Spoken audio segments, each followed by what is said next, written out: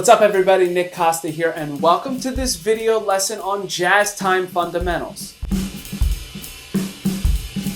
If you're one of my drum set for non-major students at the University of the Arts, this is our week 5 lesson of the distance learning of the 2020 spring semester. If you are not one of my students, this is a great video to develop the fundamentals needed in order to play jazz time on the drum set. So in this video, you're going to learn about those fundamentals. You're also going to learn about two main song forms, 12-bar blues and rhythm changes.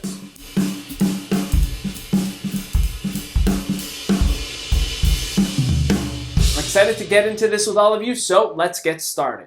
So if you are coming from more of a contemporary pop rock background, you're used to playing in a straight subdivision style format. What this means is that if we're in 4/4 time, there's equal distance between the notes.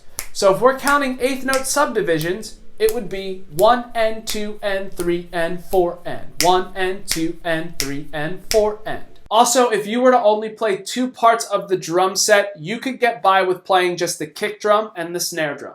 Now, when we switch over to jazz, however, you are playing in a swung subdivision.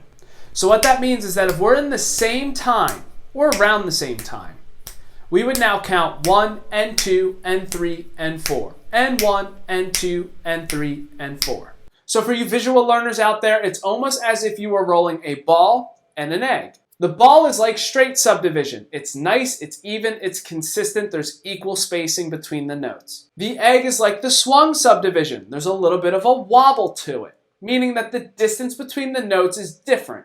Now, if we were to only play two parts of the drum set for jazz time, it would be that ride cymbal and the hi-hat. So with that being said, right hand on the ride cymbal, 2 and 4 on the hi-hat played with the left foot. Sound familiar?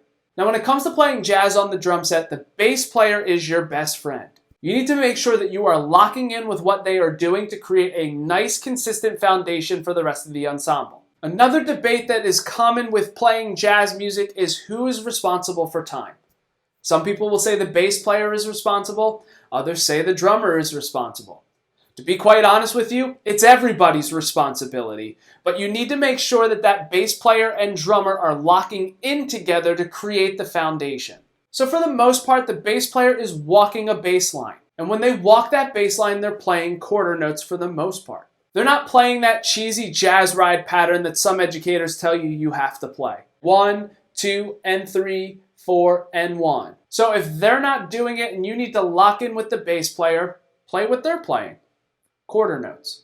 So to get started, you're going to hear a track that is at 90 beats per minute. It's a nice moderate tempo. This recording is just piano and bass, so it is a perfect play along for the drummer trying to develop their jazz time fundamentals. This recording is from Mark DiCiani, a fellow drum educator and the dean at the University of the Arts. So in this case, listen into that bass player and make sure that your quarter note is locking in with their quarter note being played. Also make sure that you keep that hi-hat on 2 and 4 with the left foot. Let's give it a shot.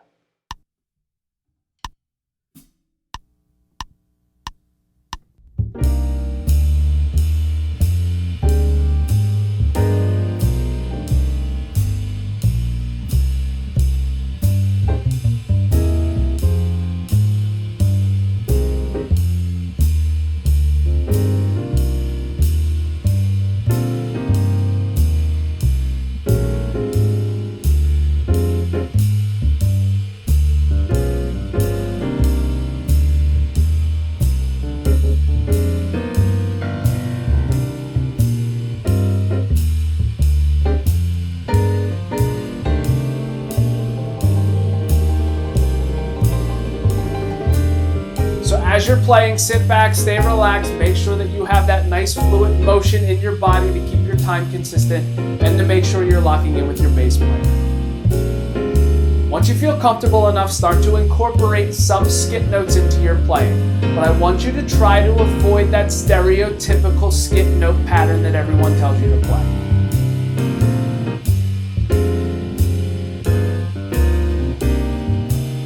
In this case, think of it as an 80-20 mix. 80% you're playing quarter notes, 20% you have some skip notes. So here's a random analogy for you. Think like you're a chef. Hear me out for a second. The skip note is your spice. You don't have enough spice, you have a bland meal. If you have too much spice, you can also ruin that meal. So with those skip notes, you just don't want to play too many of them because you could ruin your time in your groove. Make sure you add just enough to add some flavor to your playing. You want to make sure that those skip notes are in context with what the other musicians are playing as well.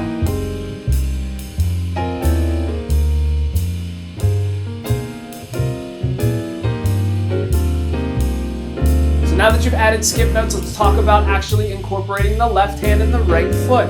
The left hand, what I want you to do is play acrostic on beat 4. If you have not played acrostic before, there are multiple ways to play it. I myself prefer playing with the stick backwards. So you are going to place the tip of the stick on your drum head, probably anywhere between 1/2 inch to 3/4 of an inch away from the hoop. You're going to hold on to that stick with your thumb and index finger, and your other 3 fingers are going to rest on the head of the drum. You are going to pick up the stick with your thumb and index finger, leaving the tip of the stick on the drum head, but lifting the back end off the hoop. Then when you drop the stick, you get a cross stick sound. Now that you have done that, add the kick drum just on beat 1. So the reason why you are only playing the cross stick on beat 4 and the kick drum on beat 1 is because you just need these placeholders to get all 4 limbs engaged in your jazz time. Jazz is very open-ended, and what you play is usually dependent on what the other musicians are doing. So unlike that traditional pop rock style, there is no set thing that you need to play with your left hand or your right foot. You can come up with various ideas known as comping to supplement what's going on musically with everybody else in the ensemble. There'll be another lesson on basic comping ideas that you can play with your left hand, your right foot, or a combination of the two. But for right now, continue to use those placeholders so you can continue to develop this strong foundation of your jazz playing.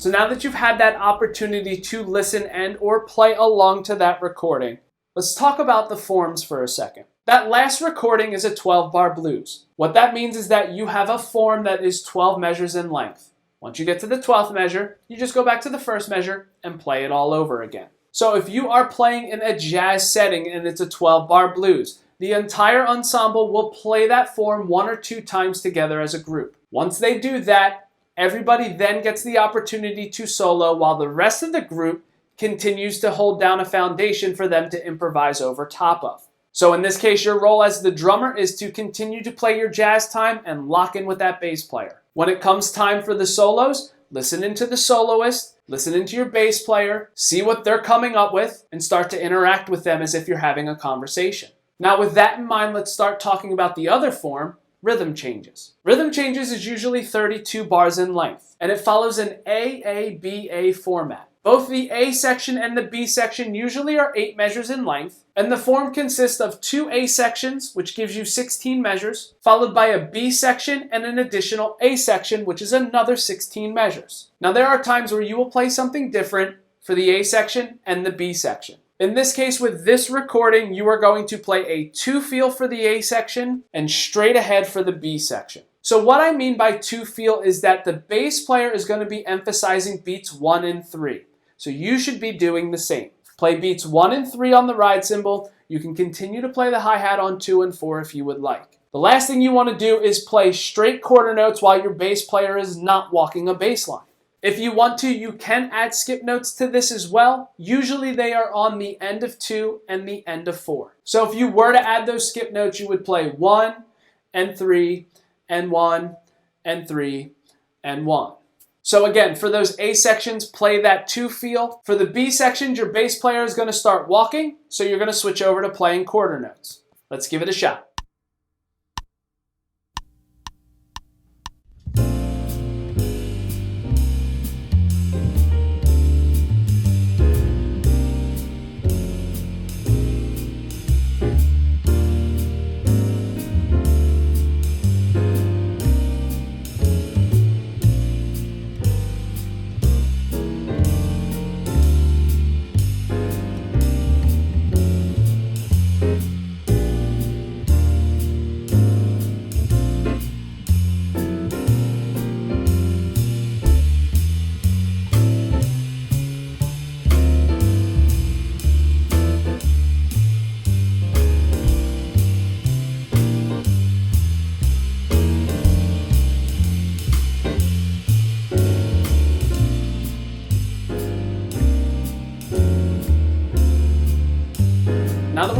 that form the first time, the foundation for our soloist, we want to play straight ahead jazz. So regardless of A or B section, make sure that you are locking in with that bass player playing quarter notes.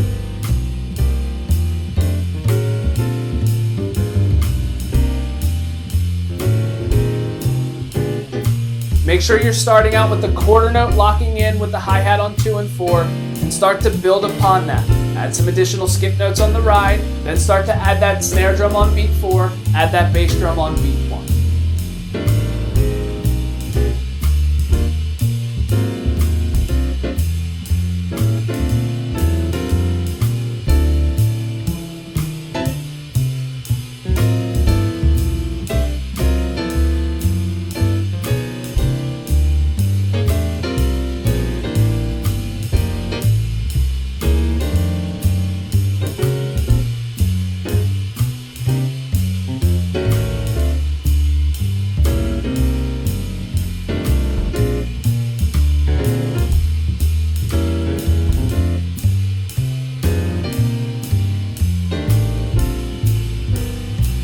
You might want to change up what you play, however, between the A and the B section. So maybe for the A section, you'll play that cross stick on beat 4. For the B section, you might play the snare drum like you usually would. Either way, listen in, see what the piano and bass player are doing, and adapt to it.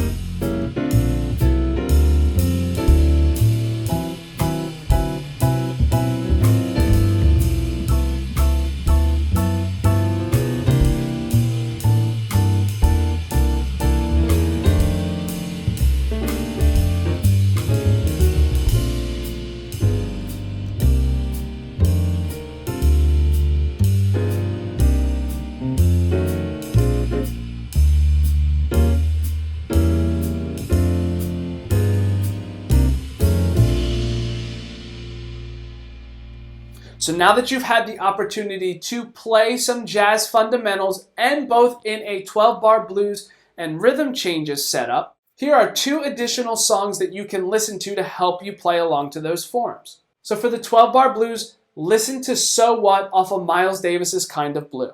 And for rhythm changes, listen to I Got Rhythm.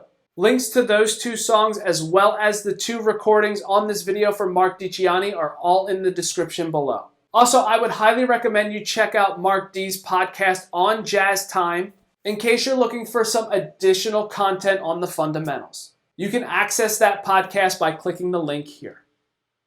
So to recap, in this lesson, you've learned about jazz time fundamentals. You learned about focusing primarily on the quarter note to lock in with your bass player, as well as playing the hi-hat on 2 and 4 with your left foot. Then to make sure that you had all 4 limbs engaged, you had placeholders by playing a cross stick on beat 4 on the snare drum and the bass drum on beat 1. If you have any questions on jazz time fundamentals, make sure you reach out to me on my website and I'll try and help out any way that I can. Also, if you liked this lesson, make sure you do visit nickcostamusic.com and go to the drum lessons portion where you'll see the drum essentials. The drum essentials section is a bunch of free lessons that cover things ranging from technique fundamentals to drum set fundamentals, as well as lessons that cover all 40 rudiments from the Percussive Arts Society. And that is it. Thank you so much for checking out this lesson. Hopefully you got something out of it, and until next time, see you later.